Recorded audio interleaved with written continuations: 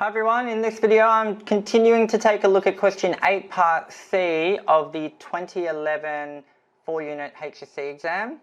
I'm looking at part 2 in this video because I've just done a video where I worked through part 1, so have a look at that if you haven't already.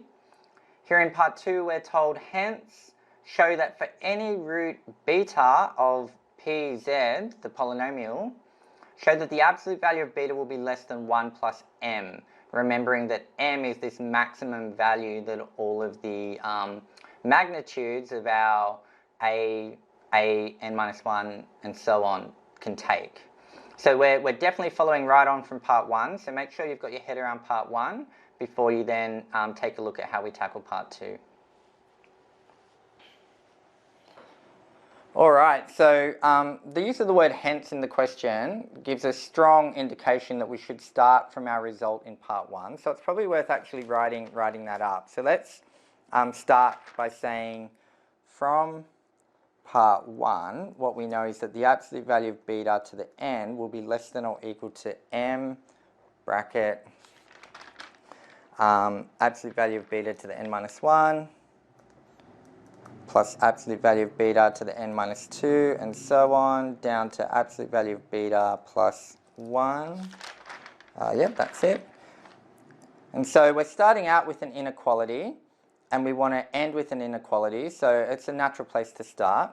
Now, I think to tackle this, it's worth noticing that this bit inside the brackets here, that's effectively a geometric progression. What we can say is we could note, and it's probably easier to notice the geometric progression if I write it the other way around. So if we say 1 plus absolute value of beta plus absolute value, it would be, the next one would be beta squared, and so on, up to the absolute value of beta to the n minus 2 plus absolute value of beta to the n minus 1. That there is it's a geometric progression with a, or the first term, is just 1. The common ratio is, well, what we're multiplying each term by to get to the next term is the absolute value of beta. And in terms of the number of terms, there's n terms, because even though we get to the power of n minus 1, you can't forget this first term 1 here. So there's actually n terms. And from there we know that the sum of a GP, the sum of this geometric progression, I'll just call it Sn, would be A. Here, I believe we know that, well, actually we don't know. So the sum of a geometric progression, the formula depends on whether your common ratio is greater than 1 or less than 1. Let's go with the greater than 1 option. So let's say it's going to be r to the n minus 1 on r minus 1. But we need to note that's with the condition for r greater than 1. We can't have r equal to 1 because you get a undefined denominator. So it's probably worth just remembering that we're going to have to come back later and see what it looks like if r is less than 1. But for now, let's stick with this r greater than 1, or in other words, our absolute value of beta greater than 1. So what we'll get, the sum of this bit inside the brackets, we can say is a, which is just 1, times the absolute value of beta to the n minus 1 over the absolute value of beta minus 1. And that's for absolute value of beta greater than 1. So that's kind of looking good because we've got an absolute value of beta there that when we know we want in our final result. So yeah, hopefully we're on the right track. So now what we can do is substitute this back into the bracket. So we can say, therefore, the absolute value of beta to the n will be less than or equal to m times this result here, which is the absolute value of beta to the n minus 1 over absolute value of beta minus 1. And we don't have a beta, absolute value of beta to the n anywhere, so to get rid of that, maybe what we can do is divide both sides by absolute value of beta to the n.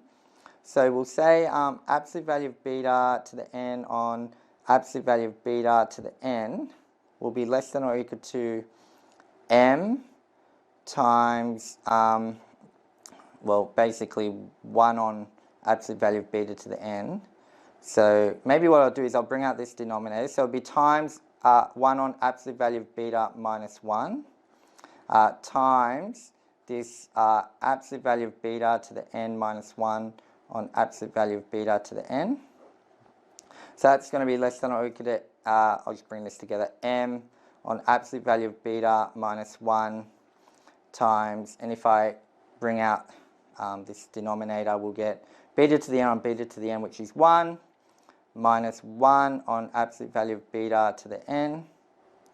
And here we can think about, because we're dealing with an inequality, this m on beta minus 1, and sorry, this left-hand side will simplify to 1. So we're actually looking pretty good if we can assume away this bit, assume it's basically 1. And I think we can, because remembering that in at least the working we're doing right now, the absolute value of beta is greater than 1. Just over to the side, we can note that 1 minus 1 on absolute value of beta to the n, that's going to be less than 1, because we're subtracting a fraction. If beta is positive, then beta to the n will be positive. 1 over a positive number is a fraction. Sorry, not just positive, greater than 1. So beta is greater than 1. So beta to the n will be greater than 1, which means 1 over something greater than 1 will be a fraction, and then 1 minus that fraction will be less than 1. So we're taking something and multiplying it by something else less than 1. So if we just said, well, what if we just pretended that was 1, our inequality would still hold. The thing on the right-hand side would still definitely be bigger than 1, because if 1 is less than this thing and this is a fraction, then 1 will definitely be less than this thing where this isn't a fraction. Hopefully that kind of makes sense in terms of the inequality still holding true. So we can actually therefore say that 1 will be less than or equal to m on the absolute value of beta minus 1. And if I bring this up, we'll get the absolute value of beta minus 1 less than or equal to m. Therefore, the absolute value of beta will indeed be, oh, actually, we've got to be really careful here, because we've got a less than or equal to, but in doing this step, this will be less than 1. It won't be equal to 1, just less than, because beta is greater than 1, not equal to, so we don't have undefined. So actually, in jumping from here to here, we have to lose that equality. We can't keep it. It's just less than. It's not less than or equal to anymore because of this leap. So actually, this is just less than, not less than or equal to. And so now in bringing the 1 over, it'll be absolute value of beta is just less than m plus 1. Or in other words, absolute value of beta is less than 1 plus m, just to write it exactly the way they had it. So that's part of the work, not all of it, because remember, we've only dealt with the case where the absolute value of beta is greater than 1, and that's how we could get here. But we need to now think about, well, what about when the absolute value of beta is less than 1? So I might have to turn over, and we'll just say for absolute value of beta less than 1, well, what can we say? Well, if the absolute value of beta is less than 1, then actually, if we think about that, the absolute value of beta is less than 1. So I'll just actually write that. So if we go absolute value of beta is less than 1, if I then add m to both sides, well not to both sides, actually, if the absolute value of beta is less than 1, then it must also be less than 1 plus m, since m is greater than 0. And the reason we know m is greater than 0 is because if we go back to part 1, remember m was defined as the maximum value of these absolute values. And an absolute value by definition is going to be positive, because regardless of whether what's inside is positive or negative, you end up with the positive value. So if we've got beta less than 1, then if we add a positive number to the right-hand side, then the inequality is still going to hold true. So actually, we don't need a lot of work for this beta less than 1 case. It's just literally one line of working out. Well, we're going to assume beta is less than 1, add m, it's true. And we've already dealt with the case of beta greater than 1.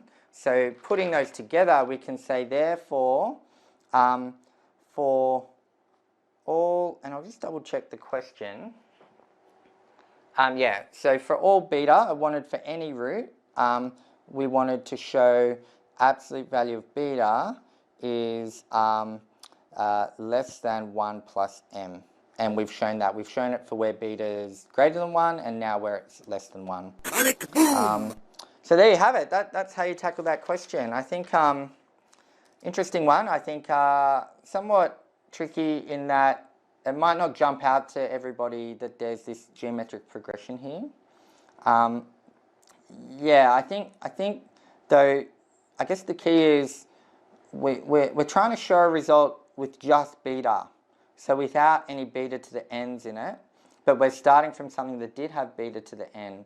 And I think if you're really, really familiar with your geometric progression results, you kind of always know that denominator has whatever you're dealing with, but with the n removed. So beta to the n is there in the numerator, but not in the denominator. So it's kind of, you kind of can, it's worth a punt. It's worth having a go and seeing where it leads, because chances are, if things can cancel out as they did for us, you're going to end up with just this absolute value of beta by itself. So maybe this is just the kind of question where you need a bit of practice and being familiar with these kinds of questions, so that once you've learned the technique, you can have it handy.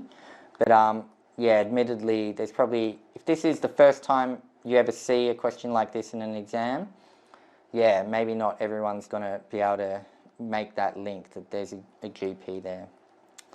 But now that you've seen it, hopefully you could make use of it if you saw something similar in an exam. So hopefully all that working's been helpful. And yeah, tick boom.